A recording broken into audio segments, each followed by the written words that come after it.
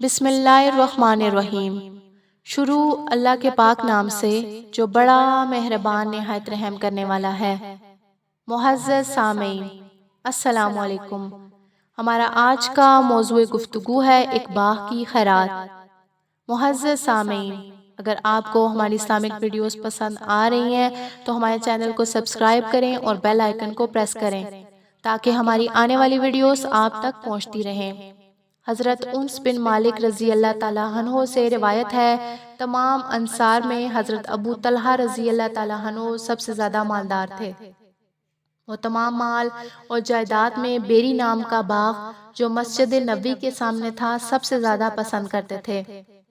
حضور صلی اللہ علیہ وسلم بھی اکثر اس باغ میں جایا کرتے تھے اور اس کے کنویں کا عمدہ پانی پیا کرتے تھے۔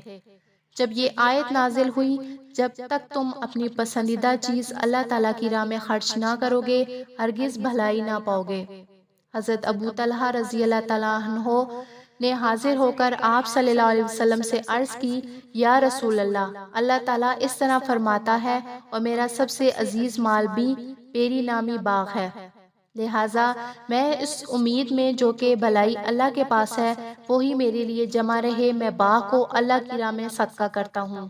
آپ صلی اللہ علیہ وسلم کو اختیار ہے، جس طرح چاہیں اس کو تقسیم کر دیں۔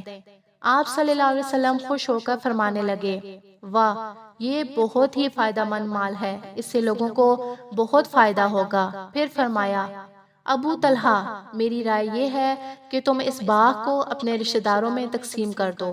عرض کیا، حضور صلی اللہ علیہ وآلہ وسلم، بہت اچھا، اور پھر اپنے رشتہ داروں اور بھائیوں میں اس کو تقسیم کر دیا۔